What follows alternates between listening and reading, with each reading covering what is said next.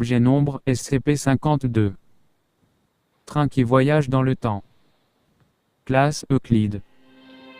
Procédure de confinement spécial. Bien qu'il ne soit pas possible de supprimer SCP-52 du système de métro de New York, son comportement prévisible permet à la Fondation d'empêcher le public de le rencontrer.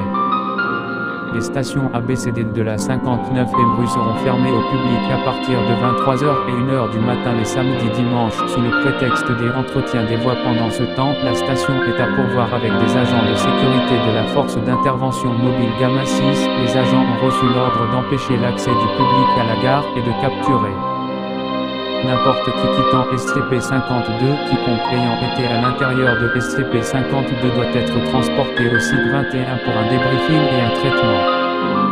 Les civils ayant aperçu SCP-52 peuvent être libérés après administration d'un amnésique de classe B.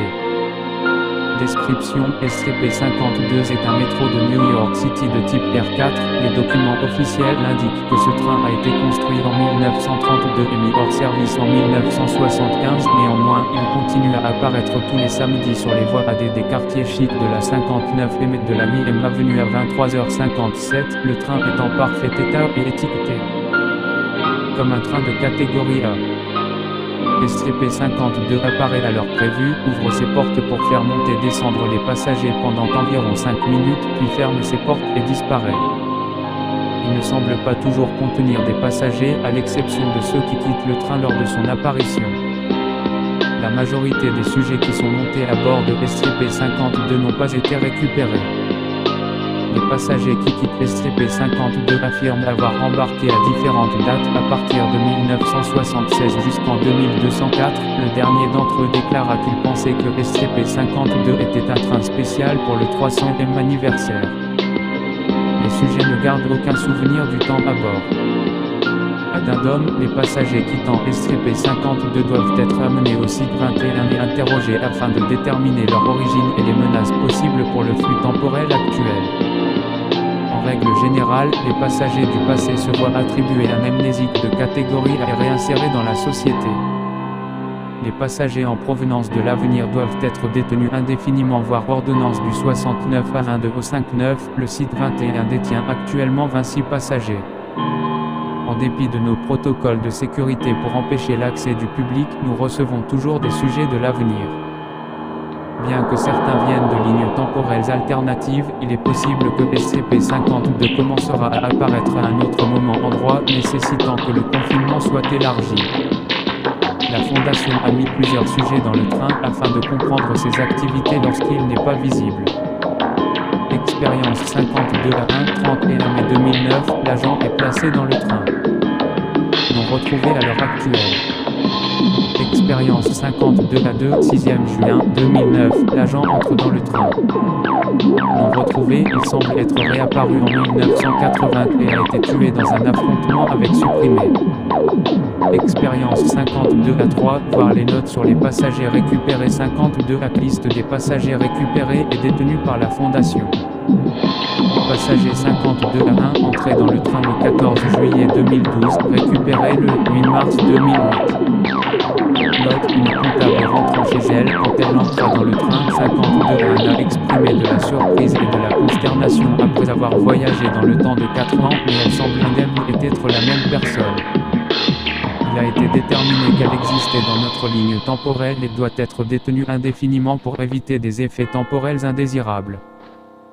Passager 52 à 2, entré dans le train le 12e juin 1976, récupéré le 15 mars 2008. Note: le sujet est entré dans le train alors qu'il cherchait le chemin du studio 54. Bien que n'étant pas une menace temporelle, 52 à 2 est toujours en détention, le psychiatre en charge pensant que 32 ans est une période de temps trop importante pour une réinsertion. Passager 52 à 3, entré dans le train le 6 décembre 2014, récupéré le 20 juin 2009. Note: un touriste de Jacksonville, en Floride, 52 à 3 parle albanais au lieu de l'anglais. Retenu sur ordre du conseil et aux 5 car venant du futur et pouvant être difficilement réinséré. Passager 52 à 4, entré dans le train le 13 juin 2009, récupéré le 27 juin 2009. Note, l'agent du test 52A3, agent revenu avec ses mains enlevées chirurgicalement et une note dans sa poche avec le message n'envoyez plus personne. Le sujet ne se souvient pas de son expérience dans le train, mais quand il fut soumis à l'hypnose, révéla données supprimées. Passager 52A5, retour de l'agent, entré dans le train à une date d'avenir inconnue, en violation du protocole.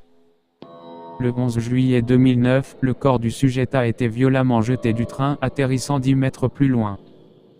D'après les examens, le sujet a subi données supprimées, l'augmentation de la sécurité est à l'étude. Passager 52A6, prétend être un superviseur de niveau 4 de la fédération SCP entré dans le train en décembre 2124, le sujet a reçu un amnésique de classe A' avant l'embarquement dans une tentative réussie d'éviter le même sort que les passagers 52A4 et 52A5, récupéré le 6 février 2010, comme il ne sera jamais libéré de la fondation au 5A.